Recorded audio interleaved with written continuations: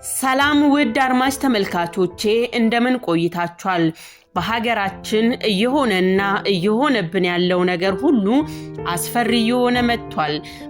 ማንን መዋጋትና ማንን መቃወም እንዳለበት ግራ እስኪገባን ድረስ ነገሮች ተደበላልቀውብናል። የሰው ልጅ በተለያየ ነገር ሲፈተን ፈተናው ይቀል ዘንድ ወገን ዘመድ፣ የሃይማኖት አባት፣ የቅርብ ሰውና ጎረቤት የደከመው እስኪቀለው፣ ጉዳቱ እስኪሽርለት፣ ከህመሙም እስኪያገግም አለሁ የሚለው ብዙ ነበር። ዛሬ ግን ሁሉም ብሶተኛ ሆኖ አንድ ሰው ስሜቱ ተጎድቶ ቢገነፍል ከሃይማኖት አባት ጀምሮ አብሮ ግልፍተኛ ይሆናል። ምዕመናንም ወገናቸውን አጽናንተው ልክ ነህ ብለው እንደ ማግባባት ቆመው መመልከት ሆነ። ሲያልፍም እኩል በስሜት መጋል።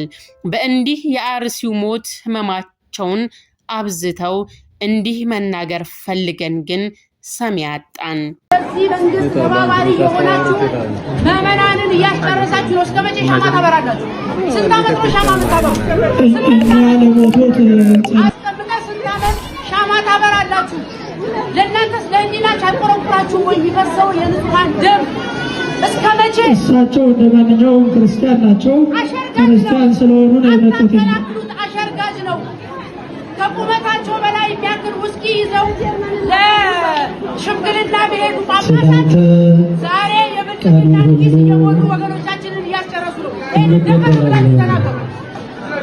ክቡር መጋቤ የት ቦታ ልታወራ ነው? አባ ዘበአማን የት ቦታ ነው የሚወራው? እስኪ ንገሩ። ክቡር ተረጋጋ። ቆይ አሁን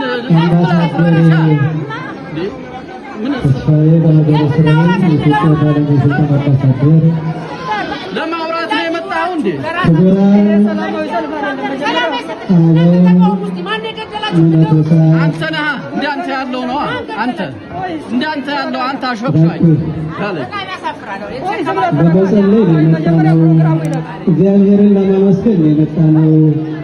ከዚህ ያለፈ የአርሲው ሞት ህመማችንን አበዛው። እንዲህ መናገር ፈለግን ግን ሰሚ አጣን። ቤተ ክርስቲያናችንን እናንተ ስርዓት ያዙ ከማለት ውጪ ስርዓት እናስይዛለን የሚል አባት አጣች። አንዳንዴ ሲደክመን መናገር ፈልገን ሰሚ ስናጣ እንዲህ እንቆጣለን። ግን እኮ አለመታደል ነው። የሃይማኖት አባት ልክ ነህ ካላለን፣ ውሸቱን ውሸት ነው እውነቱን እውነት ነው ብሎ ካልነገረን እንዴት ነው የሚገፋው? የሰው ልጅ ክቡር ነው። የሰራው አንድ አምላክ፣ አጥፊው ግን ብዙ ነው። ማንም የለው መላሽ። በእኛም የሆነው እንዲህ ነው። በአባትና በልጅ መሃል መተማመን ጠፋ። ውድ አድማጭ ተመልካቾቻችን እኛ ማንንም ልክ ነው ማንንም ስህተት ነው ለማለት ሳይሆን አንድ ሰው ልክ አለመሆኑን ለመንገር እንኳን ማዳመጥ ያስፈልጋል። ከምንም በላይ ደግሞ የፈጣሪ ሀብት የሆነው የሰው ልጅ ሲሞት እጅግ ያሳምማል። ሸጊያችን ብለን ያቆምነው ቤተ ክርስቲያን ካልተሸሸግንበት፣ የምንፈወስበትን የድህነት ቤታችን ካልተፈወስንበት፣ አምላካችን ብለን ሄደን ከጠፋንበት እሺ ለማን ይነገራል? አባትስ ካልሰማን ሌላ ማን ይስማን? ይሄ ወንድም ህመሙን ለመታመም በእርሱ ጫማ ውስጥ መቆም ተገቢ ነው። ያለዚያ ግን በተረት ተረት ሳቅ ይሆንና ትርጉሙ ይጠፋብናል። እውነት ግን በዚህ ሰዓት አስራት በኩራት ለመቀበል የገቢ መሰባሰቢያ ለማድረግ መሯሯጥ ከመጽናኛ ቃል ይልቅ ስጡ የሚሉ አንደበቶች ምንኛ ያማሉ።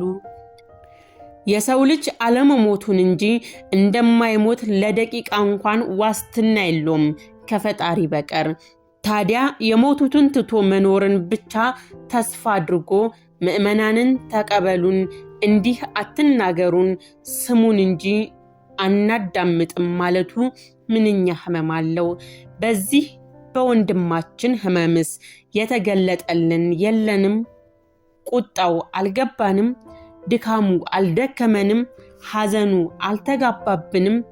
እንዲህ ነው እንግዲህ ቤተክርስቲያናችን የቁጣችን ማብረጃ አልሆናለች፣ የሐዘናችን መጽናኛዎች አልሆናሉ። ስሜታችን ማቀዝቀዝ አቃታቸው፣ በመሃላችን ስሜታችንን ማቀዝቀዝ አቃታቸው።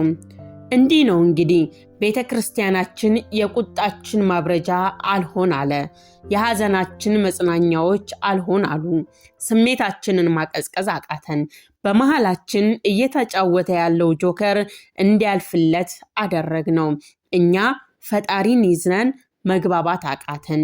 እኛ አንድ ሆነን አንድነታችንን አጣን፣ ተሰባስበን ተለያየን። አንድ ቅዳሴ ላይ ቆመን መገናኘት አቃተን። እንደ እውነቱ በአዲስ አበባ ስቴዲየም የተካሄደውን ኮንሰርት የሰረዙ ወገኖቻችን ምንኛ ልዩ ናቸው። ውላቸውን ሰርዘው ላለመደሰት ላለመዝፈን ብለው ከህብረተሰብ ጋር አብረው አዝነው ከህዝብ ጋር አልቅሰው እንዲህ በአንድነታችን አንድ የሆኑ እነሱ ግን ልዩ ናቸው።